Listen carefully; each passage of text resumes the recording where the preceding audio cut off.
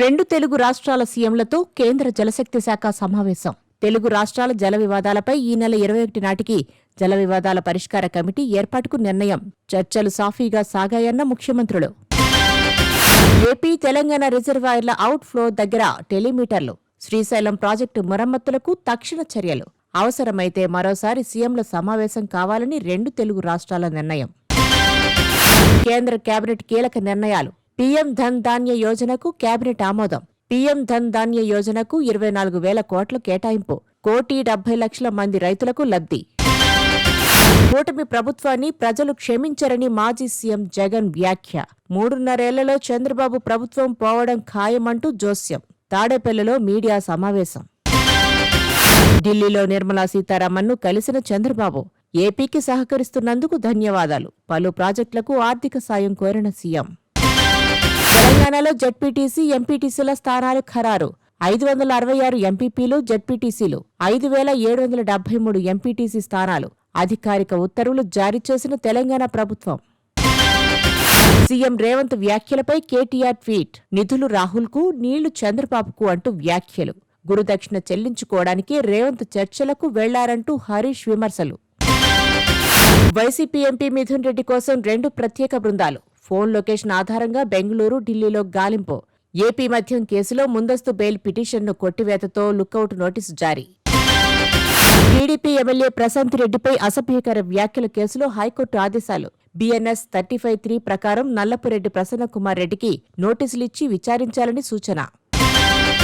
హైకోర్టులో quash petition వేసిన తెలంగాణ మంత్రి ఉత్తమ్.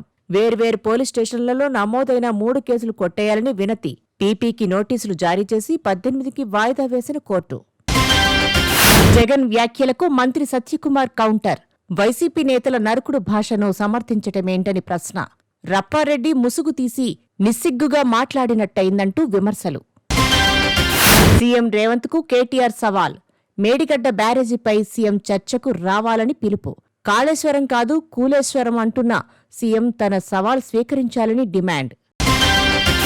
వైఎస్ జగన్ క్వాష్ పిటిషన్పై హైకోర్టులో విచారణ. సమయం కావాలని కోరిన ప్రభుత్వ న్యాయవాది. మరో 2 వారాలకు విచారణను వాయిదా వేసిన high court. TDP MLA Prashant Reddy మీద అసభ్యకర వ్యాఖ్యల కేసులో హైకోర్టు ఆదేశాలు. ప్రసన్నకుమార్ రెడ్డికి బీఎన్ఎస్ 35(3) ప్రకారం నోటీసులిచ్చి విచారించాలని సూచన. ఆంధ్రప్రదేశ్ మాజీ ఇంటెలిజెన్స్ చీఫ్ ఐపీఎస్ అధికారి ఏబీ వెంకటేశ్వరరావుకు భారీ ఊరట. ఆయనపై కొనసాగిస్తున్న అన్ని విచారణలను నిలిపివేస్తూ రాష్ట్ర ప్రభుత్వం ఉత్తర్వులు. మంగళగిరి అభివృద్ధి పనుల మీద మంత్రి లోకేష్ సమీక్ష. మరో 2,000 మందికి ఇళ్ల పట్టాలు. ఇల్లు లేని పేదలకు టిట్కో ఇళ్లకు ప్రణాళికలు. త్వరలో సమీకృత అండర్ గ్రౌండ్ ప్రాజెక్టు పనులు. కేటీఆర్తో బొగ్గుగని కార్మికుల సంఘం నేతల భేటీ. సింగరేణి సమస్యలపై పోరాటానికి కేటీఆర్ నిర్ణయం. సింగరేణిలో పార్టీ ఇన్ఛార్జిగా మాజీ మంత్రి కొప్పుల ఈశ్వర్. బీసీ రిజర్వేషన్ల వర్గీకరణకు కవిత డిమాండ్. ఇప్పటి వరకు రాజకీయ అవకాశాలు దక్కని కులాలకు అవకాశాలు కావాలన్న కవిత. రాజ్యాంగ సవరణే మార్గమని స్పష్టీకరణ. 2 మున్సిపాలిటీలు టీడీపీ కైవసం. సత్యసాయి జిల్లా మడకశిర మున్సిపల్ చైర్మన్గా నరసింహరాజు, బాపట్ల జిల్లా చీరాల మున్సిపల్ చైర్మన్గా సాంబశివరావు ఎన్నిక.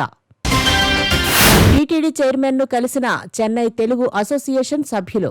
చెన్నై తెలుగు అసోసియేషన్ తరపున సత్కారం. సంఘం తరపున సన్మానానికి చెన్నైకి రావాలని ఆహ్వానం. చిన్నారుల ఆధార్ వివరాలపై యూఐడీఏఐ కీలక సూచనలు. 7 ఏళ్లు దాటిన పిల్లల బయోమెట్రిక్ అప్డేట్ చేయకపోతే ఆధార్ డీయాక్టివేట్ అవుతుందని, స్కాలర్షిప్లాంటి పథకాలు రావని హెచ్చరిక. 17, 18 తేదీలలో ఆంధ్రప్రదేశ్ పర్యటించాల్సిన కేంద్ర మంత్రి రాజ్నాథ్ సింగ్ పర్యటన రద్దు. విశాఖ నేవల్ డాక్ యార్డ్లో కొత్త నౌక ఐఎన్ఎస్ నిస్తార్ను ప్రారంభించాల్సిన కేంద్ర మంత్రి. జూన్ 26 నుంచి పాకిస్తాన్ అంతటా కుండపోత వర్షాలు. ఆకస్మిక వరదలకు 116 మంది బలి.